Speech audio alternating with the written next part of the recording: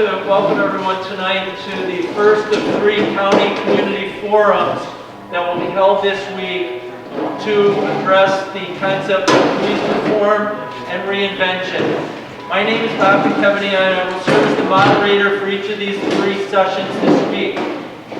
Let me just say at the onset that if you're having trouble hearing me, just raise your hand, let me know, and I'll do a better job of projecting my voice. So I would like to welcome our guests here today because you're the reason we're doing this. We're looking for your input and your participation. I'd like to welcome the guests that are participating via the Zoom platform.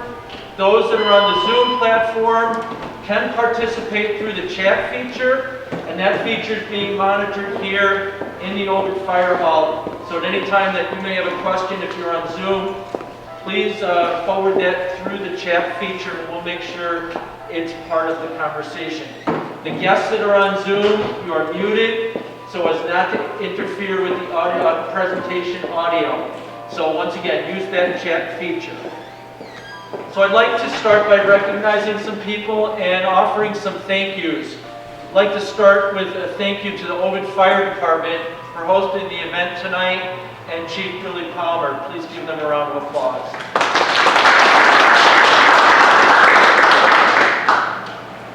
So I'd like to recognize the following people that are part of the process. Chief Jason Godley, Waterloo Chief of Police. Seneca County Sheriff Tim Luce.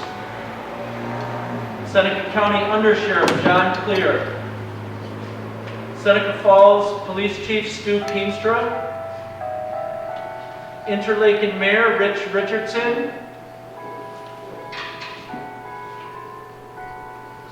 Seneca County Sheriff's Department Chief Deputy Kip Goodman. Seneca County Probation and Criminal Justice Advisory Board Member Deb Rickerson. County Public Defender Michael Miras. District Attorney Mark Sinkowitz. Chairman of the County Public Safety Committee, Ernie Brownell. Criminal Justice Advisory Board President, Caitlin Laskowski. And Tim Wright from Senator Helming's office. Hopefully I didn't miss anyone. If I missed anyone, please let me know. So once again, welcome. So really we're focused on the big idea here is about how can we drive this reform initiative forward by enhancing this big idea that really focuses on community-oriented policing, being a strategy of policing that focuses on building ties and working closely with members of the community. And so that will be a theme that will be recurring through the presentation tonight. So our agenda tonight, we'll go over some ground rules. We'll have a brief overview of the executive order issued by Governor Cuomo. We'll once again recognize those involved with this 10-month process of coming up with a reform initiative. We'll talk about roles and responsibilities throughout the process. We'll really look at the timeline about when this started, where we are now, and where we're headed so that we can meet all the deadlines associated with the mandate. And then we'll talk about milestones and communication, which becomes a key part of this reform initiative. So the ground rules, obviously, there's 3 of these occurring this week. Best thing you can do is share the news. Wednesday night, this will occur in Seneca Falls at the Community Center, and Thursday night in Waterloo at the Fire Department. So if you know other people, couldn't make it tonight, want to come in person, spread the word, please. Really, the big piece about the ground rules is about respecting and valuing others' opinions. The reason we're doing this, we want to hear from people. That will drive the reform plan moving forward. We'll be looking for specific examples, and once again, very often when you put a lot of people together, you'll come up with ideas that a small group of people may not have come up with. And once again, we're going to be respectful of time. If we get involved in some conversations, some clarifications, it'll be my job to move it forward. So once again, if I start to move it forward, I'm not being disrespectful, I'm just trying to keep things on track. And once again, we'll work efficiently so that we all can leave at an appropriate time. So the executive order was issued on June 12th, as you're well aware of. And that order basically specified that the chief executive of each local municipality will work with their local law enforcement head to initiate reform initiatives. So you can see here, the second bullet actually says that. What happens is, at the end of this process and before April 1st, each legislative body has to approve the reform initiative. So in each of the communities, each of those governing bodies will be asked to do that prior to April 1st. So once again, that just reiterates what we just said, okay? But the big piece now is that second bullet. Members of the community with emphasis in areas with high numbers of police and community interaction. And then we also want to make this wide and diverse. So we want interested nonprofit, faith-based community groups.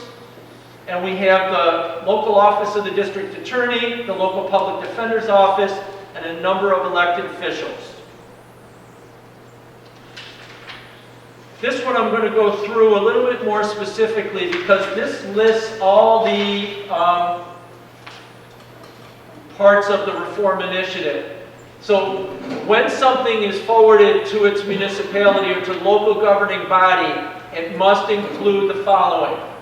It must address the idea of the use of force by police officers, needs to address crowd management, needs to address community policing, which was that big idea that we talked about that we want to enhance moving forward. That's been a theme in this county already. We want to advance that forward. We want that the plan must include some training for implicit bias awareness. It must be a procedural justice, that any studies addressing systemic racial bias or racial justice in policing must be included. There needs to be something in there about de-escalation training and procedures. There needs to be law enforcement assisted diversion programs. There needs to be community-based outreach and conflict resolution.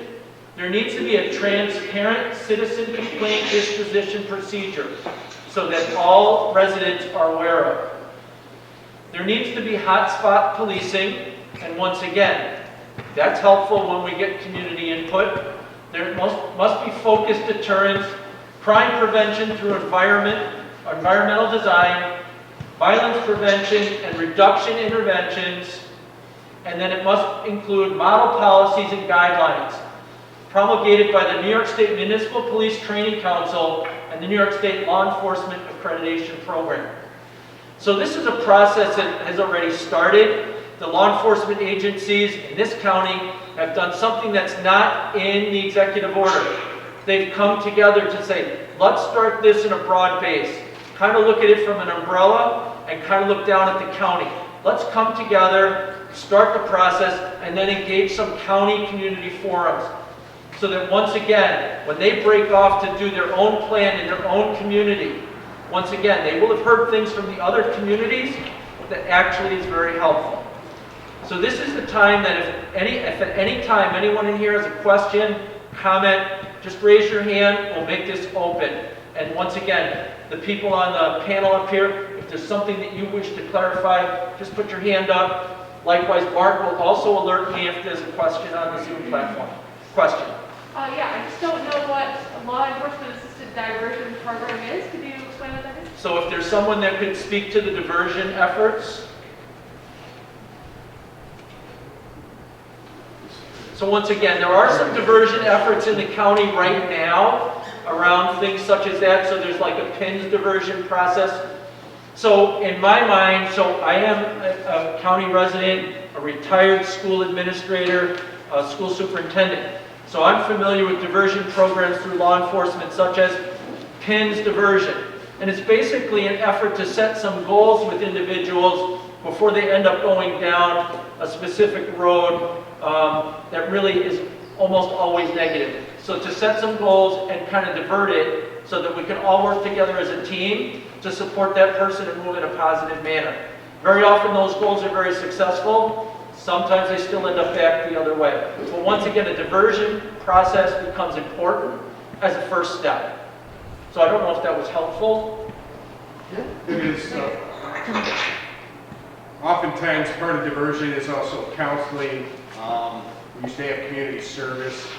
I don't know if that, if you can speak more to that. I know you do Well, pre-trial. what I was gonna say in response to that, I think, although we do have like PINs and diversion programs and things, I think, unfortunately, that law enforcement diversion thing applies more to some of the much larger counties, such as Monroe, Albany County, Erie County, where they have actually some state-funded programs that authorize their law enforcement agencies to divert right from the initial point of contact to various programs, so they divert the system completely. In providing they comply with that, then they've done what they've needed to do. So I think that probably has something to do with law enforcement assisted diversion programs that go along with that, as well as what they do have in every county, which is, you know, PINs for the younger kids, JV diversions, juveniles that are diverted at a young age based on certain things, crimes that they commit, things like that. But there are much larger counties than us that have bigger diversion programs than what we have the ability to offer. This process may bring some diversion programs to light that Seneca County can adopt. Correct. Moving forward. So once again, there may be programs and processes that once again are considered best practices that can be brought into the county and replicated to benefit residents. So hopefully that answered your question to some degree. I did, thank you. Okay. Yep. Yes. One diversion project that we're working on throughout the county right now is with mental health. So it's with law enforcement. They arrive on scene, and if they find out that somebody's suffering from a mental health crisis, that we would normally just take them to the hospital for an evaluation. Now we're working as a county with county mental health to have different options. So we can do a Zoom conference with an iPad. We can do a mobile crisis through CPAP. We can do all different types of things to help get the resources to that person suffering from a mental health crisis and get them help, so then we don't have an interaction between law enforcement kind of forcing that person to go to a mental health evaluation when we can take care of it right inside their own home. So we're hearing that some of the people on the Zoom platform are having trouble hearing. What we're going to make sure that we let them know is that this forum is being recorded and will be archived, so they will actually be able to hear it. We're working on the audio right now. So other questions about the points that need to be included in a reform plan that each municipality has to approve by April 1st?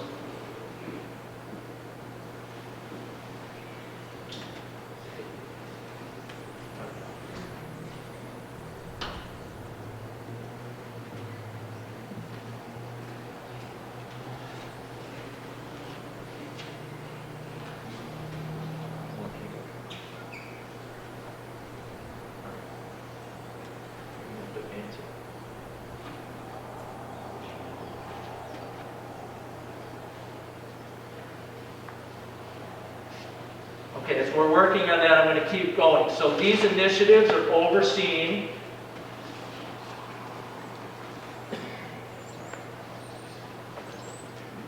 There we go. Thank you. Okay. Thank you for your patience. So obviously there's some intended outcomes related with these reform initiatives, right? Improved community awareness, improved partnerships with law enforcement, and continued funding. Now someone may say funding, oh yeah, sure, that's right. But the thing is, there are some initiatives that are going on in this county, and we just talked a minute ago, there may be some best practices that we'd like to bring into the county, and that's where that funding becomes critically important.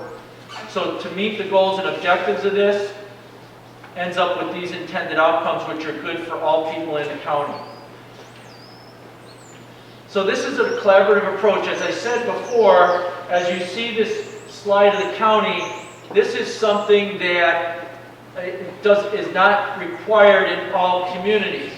So, as I said, the county law enforcement leaders have come together to begin the process to say, let's see what we can do together and put heads together and get more information. It will help inform local plans as we move forward. So you can see that these departments have come together to begin that process. They didn't have to. That speaks volumes for the county. And hopefully that will be seen as a model in other counties across the state. Because once we're past this part, then they break into each of the departments. And that plan must represent their community. So there may be something that's slightly different in Ovid and Interlaken than it is in Seneca Falls. Some of it may be the same. But once again, if we hear from more people, that's a benefit. So once again, you see that the law enforcement there in the middle, you see the elected or appointed officials, they're actually responsible for making sure that this gets approved. And then you see the Criminal Justice Advisory Board. And you'll see in a few minutes a wide list of people that serve on that board. They're the oversight for this reform plan initiative. And then there'll be a subcommittee of that Criminal Justice Advisory Board that's working very closely to make sure this falls into place. But most importantly, this is why we're doing what we're doing. We need community participation. And once again, the public forums do that. So if you have anything that you want to share at any time, just let us know and raise your hand. We'll make sure we recognize you. So if we talk about that, you can see the law enforcement agencies. We've talked about that. The Criminal Justice Advisory Board. And if you look at this, you'll see that you are represented in one way, shape, or form. This is representative of the entire county. And once again, you'll see that, and you see many of those people in the room tonight. And so that's a great thing. Know that they have a vested interest, and they're overseeing this process to make sure that this is put into practice. You also see team members and community leaders. These are, and once again, this county is very well represented. We recognize some of the people here tonight, and they also have a great interest representing the community to put this plan into practice. Okay? But then if you look at it in this regard, the municipal leadership is responsible for putting a plan to the legislative body for ratification. They also have to submit that plan to the governor's office by April 1st. The law enforcement leadership are the ones that are doing the work to make sure that gets put there. They need to submit the plan to the legislature for ratification. They need to assist and drive county opt-in partners to customize their own police reform. And that's what we talked about before. It may look slightly different from Waterloo to Seneca Falls, to Ovid, to Interlaken. And then core working groups. We talked about the core working group, Criminal Justice Advisory Board Subcommittee. Make sure that that plan is defined and executed in a collaborative manner. It can't be one of those plans that you do and it goes on a shelf. It has to be a living document. Questions or comments? And then you see the Criminal Justice Advisory Board, the entire board, okay? They need to lead the team through that process. They need to ensure change management. That's why this was an executive order. They need to provide support to the opt-in partners, okay? And then the stakeholder groups serve as ambassadors of the initiative. They attend the meetings. They represent the interest of their organization and community by actively providing input towards recommendations. And that's where the law enforcement leaders need to hear about things that you know about that maybe they don't know about. And that becomes very helpful. And that's where the general public comes into play. So, as I said, input and feedback, whether you have any tonight and from others that you're representing. You need to go to the working group, and if it's not tonight, you certainly have options, and we're going to spell that out to you. But all through the process, you know you can pick up the phone, you can stop in your local law enforcement department and share information. And you need to act as ambassadors. As I said earlier, the best thing you can do for us tonight, leave tonight, share information, promote others to attend the forums, promote others to take an interest so that we can get a plan that represents the entire county. And then you need to help the working group assess risks and mitigation actions. Are there things going on that maybe you hear about, might be in a small circle, and once again, you're not sure if they know, you're better off telling them. And then we'd ask you to continue to educate yourself on this process, on community policing and cultural issues impacting marginalized members of the community. Those that very often feel like they don't have a voice. We want them to have a voice in this process. And sometimes they really don't want to come to a meeting like this, but yet you know something that they want to say. We want you to share that. Okay? Comments or questions? That's an important quote on the side, and I said earlier, the county collaborative approach is really important in this process. So really the idea is, what has happened up to this point? Where are we now and where are we going? Now I know this is small print, so I'm going to share it. So in August it said we needed to make sure that objectives and implementation approach is clear. We need to prepare the core working group, the municipalities and key stakeholder groups, and you saw those lists. September, which is now, we need to identify and assess the current effectiveness of police practices and policies along with the key metrics. So once again, it's looking at what goes on now. Is that working? Is it effective? Are we carrying that forward? And we need to conduct the forums, which is what we're doing, and surveys, and we'll talk about that shortly, to gather recommendations from the general public. Okay? You can see in October, it's an opportunity for those core working groups to review community feedback. Okay? That becomes very important. They need to sort and prioritize that input. November, they need to select which recommendations are going to move forward, and then they need to draft detailed police reform plans in November. Seems kind of early for an April due date, but in reality it's not. And then in December, they need to present those detailed plans with the stakeholder groups for final feedback, and they need to revise it where appropriate so that it really is meeting the needs and interests of that community. And then it's also to attain legislative approval, ratification. And that's an early timeline so that by February, we're ready to submit. So that December, January timeframe, each community governing body is approving those plans. You know, with plans that are due April 1st, you don't want to wait and hit the submit button on April 1st in case something happens. You want to have it done ahead of time so that it's a plan that's going to have a life of its own.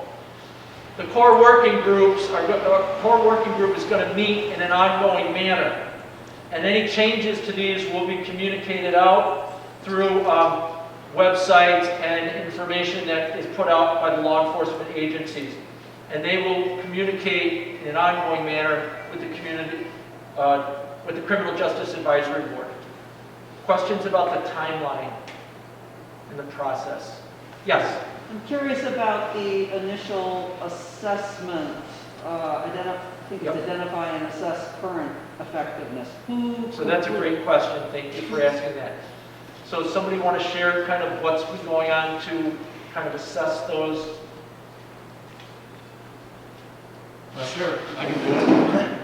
Well, what you're going to find on there, on most of the websites, there's going to be a survey available that anybody who's a resident of the county can take that survey, and there'll be places in that survey where you can leave comments about, you know, when you get through the survey, see how effective has your law enforcement been, what could you do better, what do you like about it, what don't you like about it. And that's what they're going to use to take into account where we're currently at and what do we need to change, where do we need to move forward from that. That's probably going to be your best tool, other than going to these forums, will be to actually fill out the survey. And the only way for this to be successful is for people to actually fill out the survey.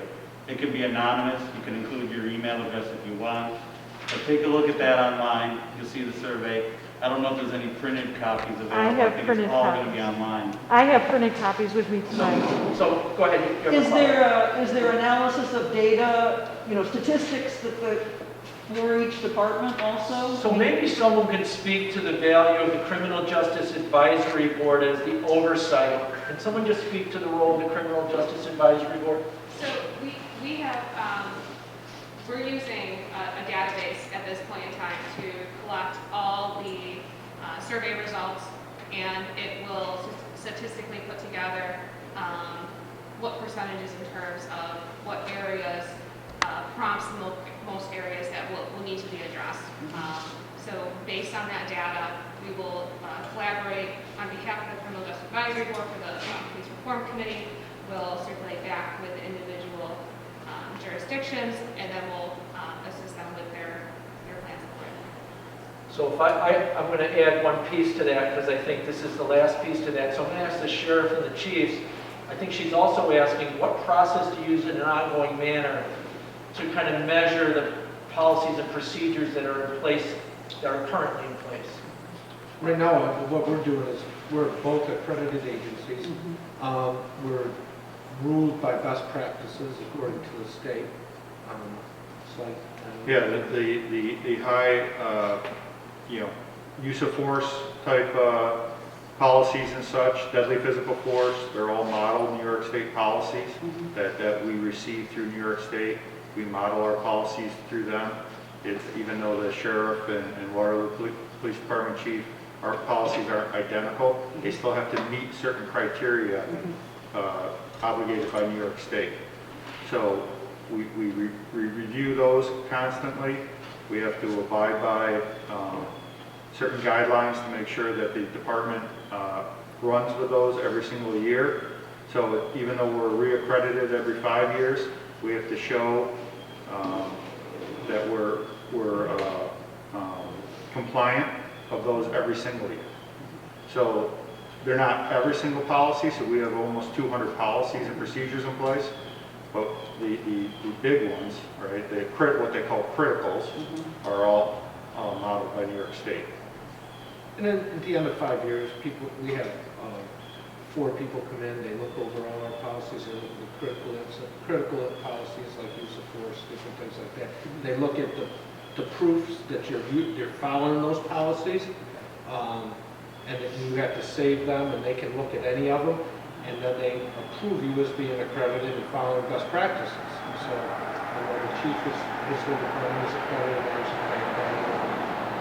accredited. They also, during that 5-year assessment, the assessors do random checks, like they'll randomly pick an officer to go ride with and see if you're doing what your policy says you do. It's a pretty intense process. So I think this, go ahead, yes. Back to the community survey, will you post the results of that for the community somewhere? Will that information be available? It's up to the Criminal Justice Advisory Committee, I'm sure. So the Criminal Justice Advisory Board will kind of be the oversight group, and they will post the results of those surveys. Okay. We are running the surveys through October 10th. 10. And then after that, we'll be meeting as a committee, and then thereafter we'll be posting the results. So it's probably likely you'll see some kind of a timeline, but if you give it about a week to make sure that stuff all gets downloaded from the survey, I would anticipate then it can all be collated and put together to share with the community about it. And just to let you know on the surveys, I mean, the 2 chiefs and the mayor here and I, we really look forward to this process because I think there's going to be some good things come out of this survey process, I think. Right, and the last thing, their department needs are more policies. So once again, there may be policies that are outdated, and there needs to be practices that are put in place that are more current. So actually, your question is the perfect segue to the next slide. It really talks about there needs to be consideration to these law enforcement practices. There really needs to be themes of community interactions. There needs to be themes about operational policies and procedures, okay, that kind of govern your day-to-day business. There needs to be something in there about recruitment. There needs to be something in there about training. There needs to be something about transparency and accountability. Obviously, from watching the news, all departments are going to need to demonstrate that. and there needs to be equality and social justice. So these practices need to be very evident in the plans that are submitted for approval. Questions or comments? Yes. Speaking on transparency, is there somewhere we can go to view the current policies and to sort of track the changes being talked about and implemented? Okay, so the question is there are current policies accessible, say on a website? So, John, I see you shaking your head. Yes. They're available. Any member of the public can request copies of them. We don't have them actually posted on a website, except for our use of force policy is posted for public view. Like I said, there's a lot of them between corrections and road patrol. I think we have close to 300 in that bout, but it's all available to public and request. As far as post it, that's something we can explore. See if that's possible to make those, where you can just log in and take a look at it. Yeah, use of force, deadly physical force, that's all mandated to be on your department website through accreditation. So those are on there for the sheriff's department and mine, and I'm not sure. Our annual report has to be on there. Yep. So, but yeah, all the, you know, all those are available if anyone wanted to see them. They're all public information. So they could just come to each of your offices if they had an interest in that. Okay. This is something that we take a note on, Exactly. and we, think about it when we get back to our groups. Exactly. So, using my experience as a school superintendent, there was a point in time that policies needed to be on the website. And so there's processes to do that. It takes a little doing, but it's the right question to ask. And so it's something that the Criminal Justice Advisory Board, and I see a few of them writing that down. So thank you for bringing that up. Yes? So we have all these policies for the police department. I think in this area, most people respect the police. So what we're seeing on TV is Cuomo's world, and so now we're going to tell the police what to do. And they're dealing with drug addicts, they're dealing with mental, and now if they're lucky, they got a mental person on drugs. So where is this advisory board that's going to click in? Day after day, year after year, they have to deal with that. They're human.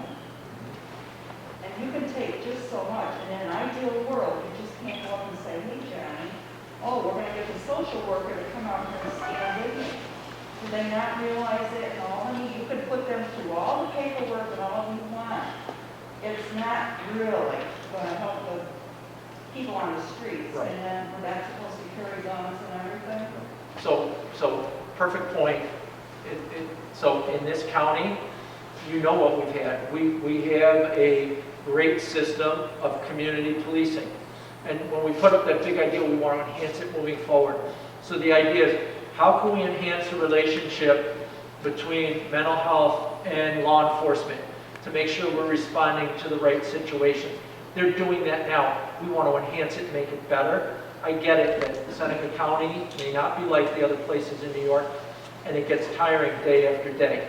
But I think you have people with varied roles and responsibilities that can respond to a wide variety of situations that becomes taxing on one jurisdiction. And you already have that in this county.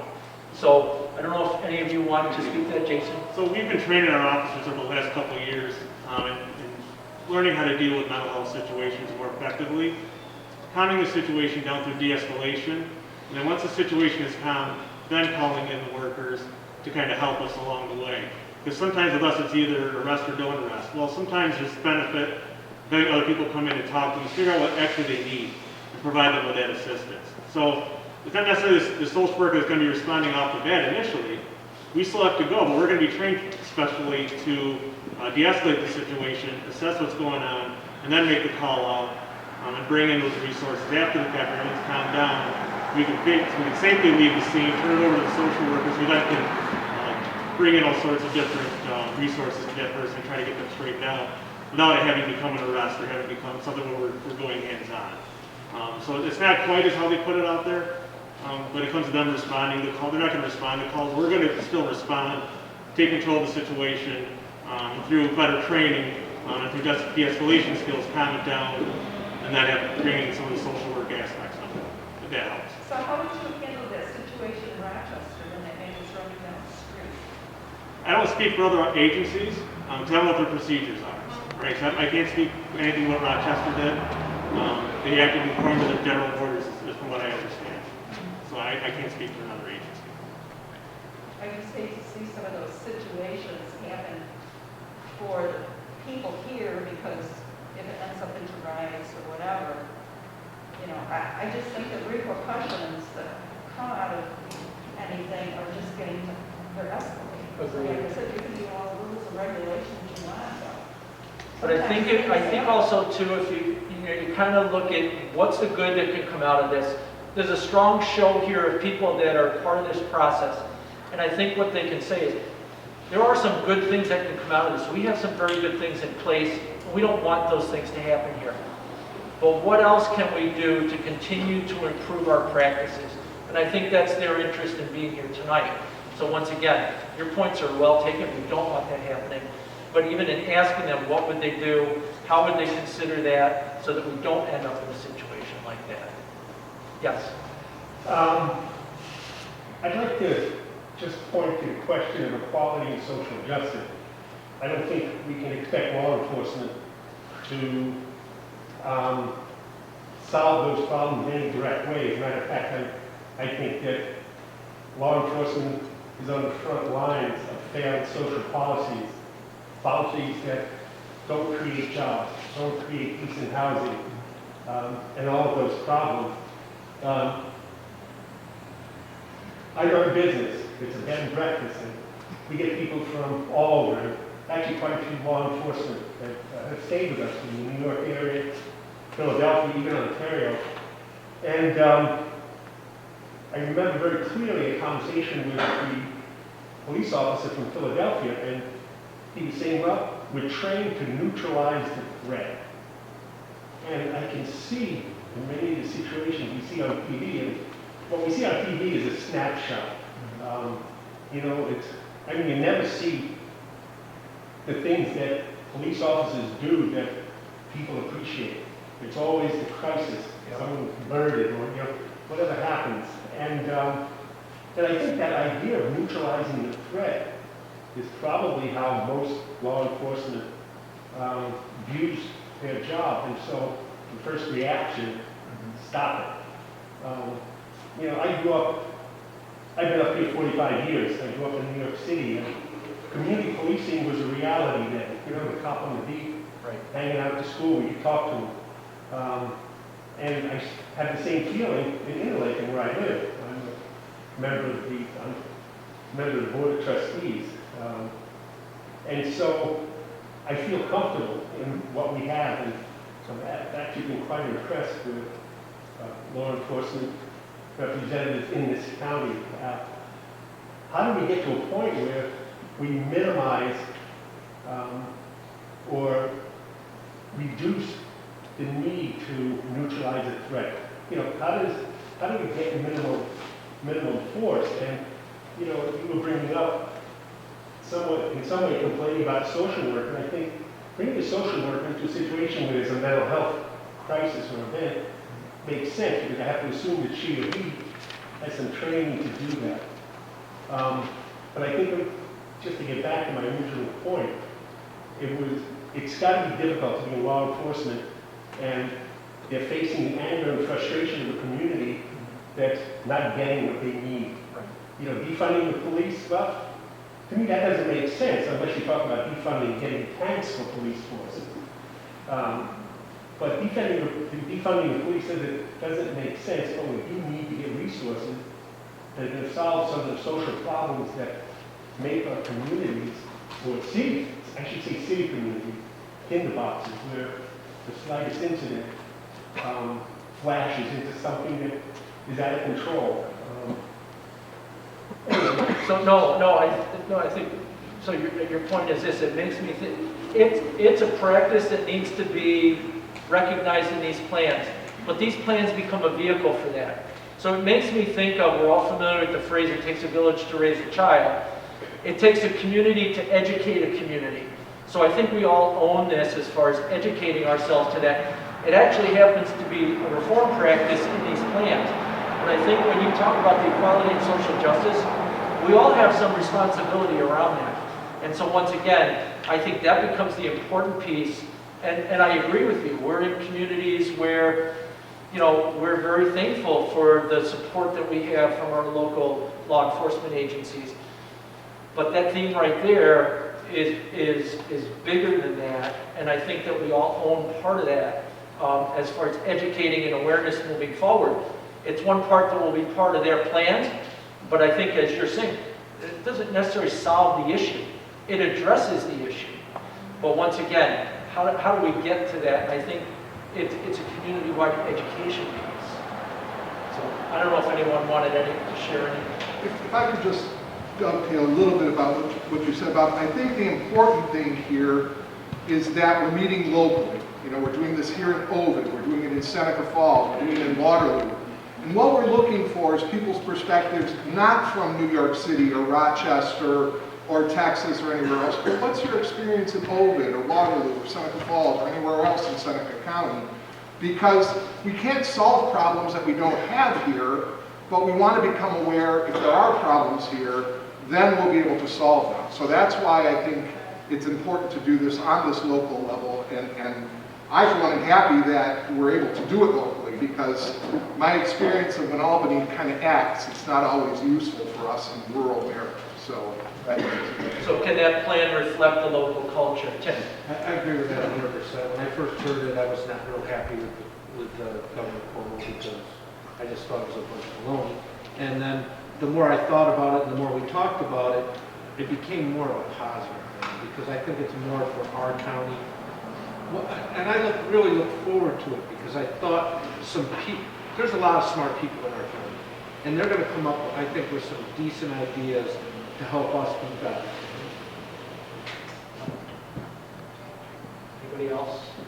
Yes? Can I get back to the process again? I'm a little confused about well, two things.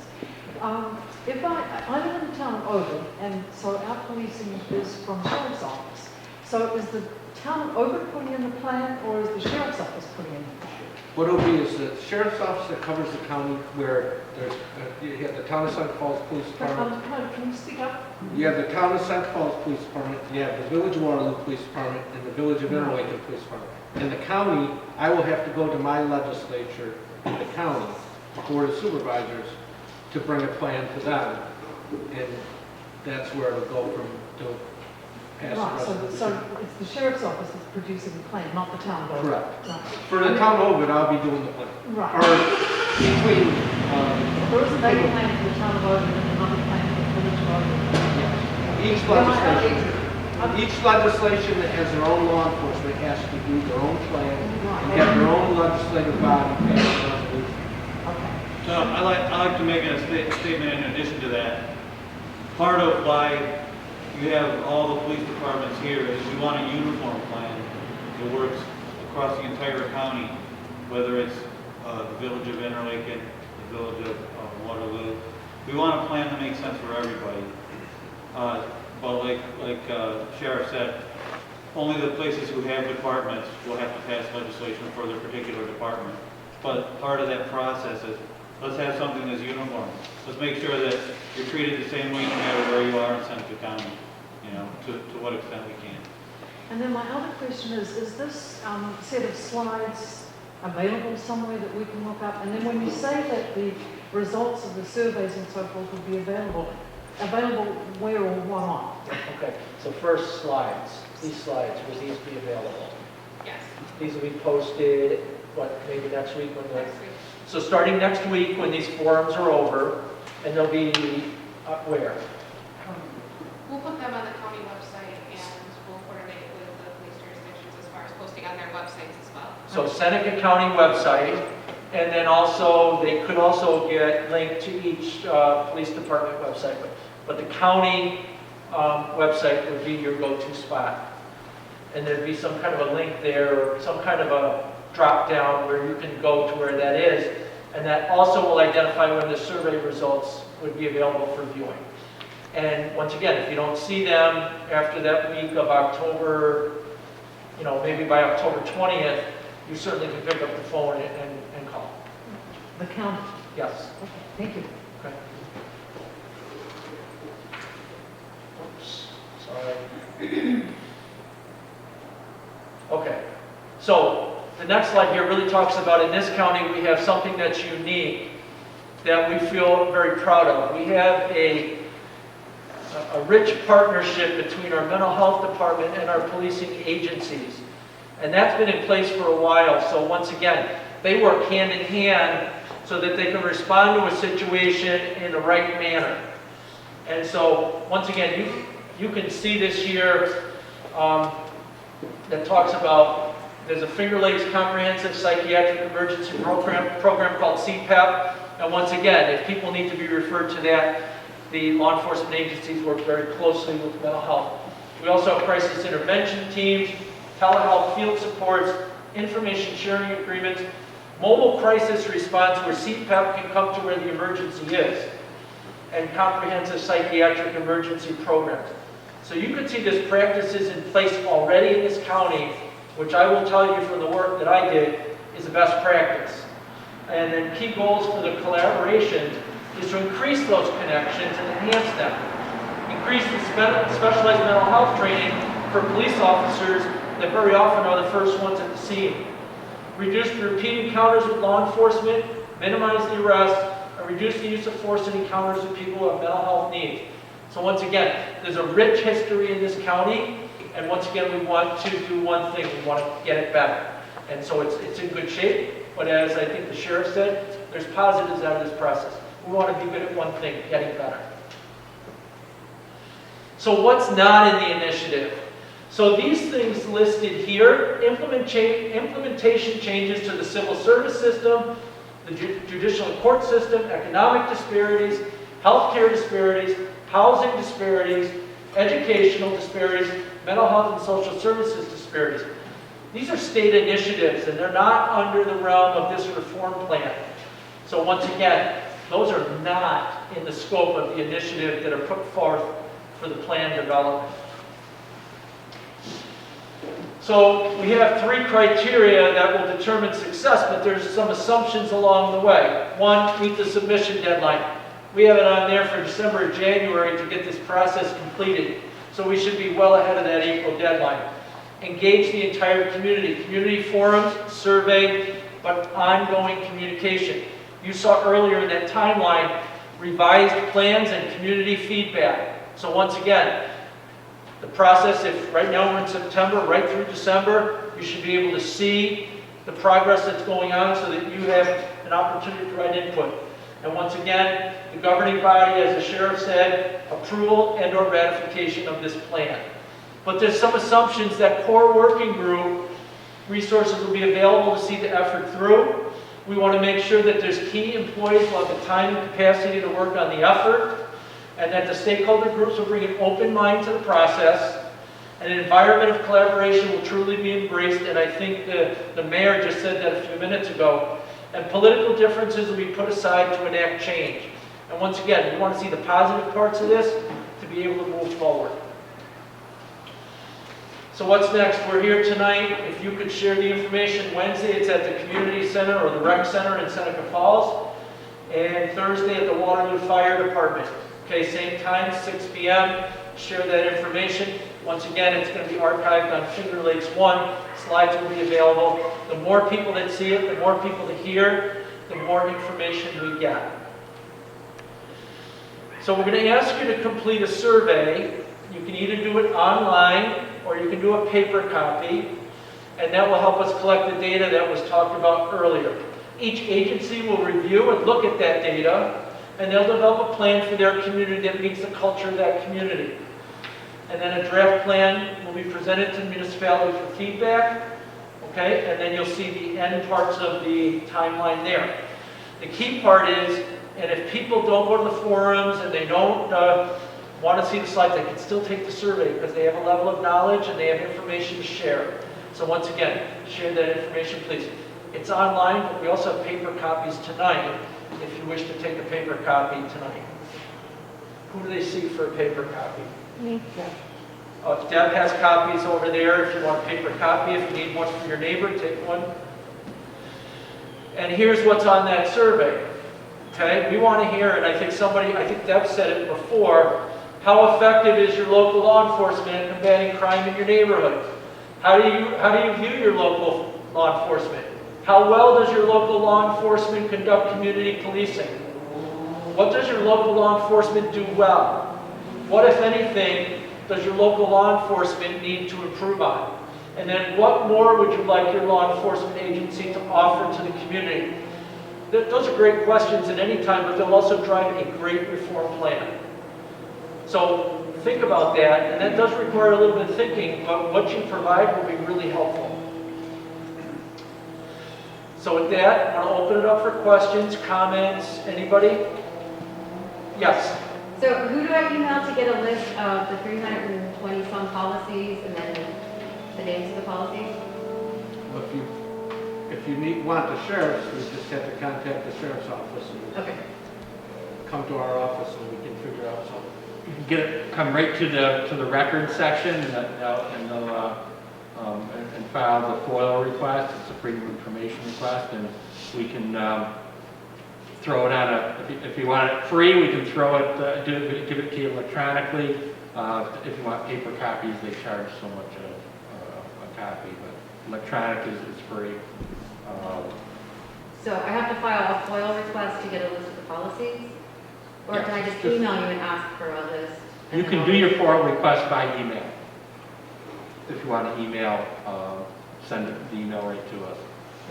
It's really just a simple form to ask what you're asking for, so they can document that you asked and they respond.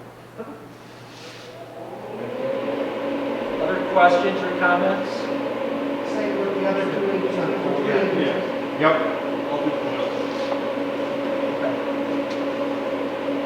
So I'm sure we'll all hang around for a few minutes if you have a question. Once we kind of just be cognizant of the social distancing, make sure your masks are on. If you want to ask any questions, we'll hang around. Please see Deb for a survey. She's right over there. Like I said, take a couple of extras and share them. And so, where do they return the paper copies to? They're going to come back to me at the probation department, and I'll write the address down if they want to take it and return it to me. Okay? So if you want to mail it back, it can go back to Deb Rickerson at the probation department. Okay? So I want to say thank you for taking the time out of your busy days to come here and share information. And we welcome your input throughout the next few months to put the plan together. So thank you.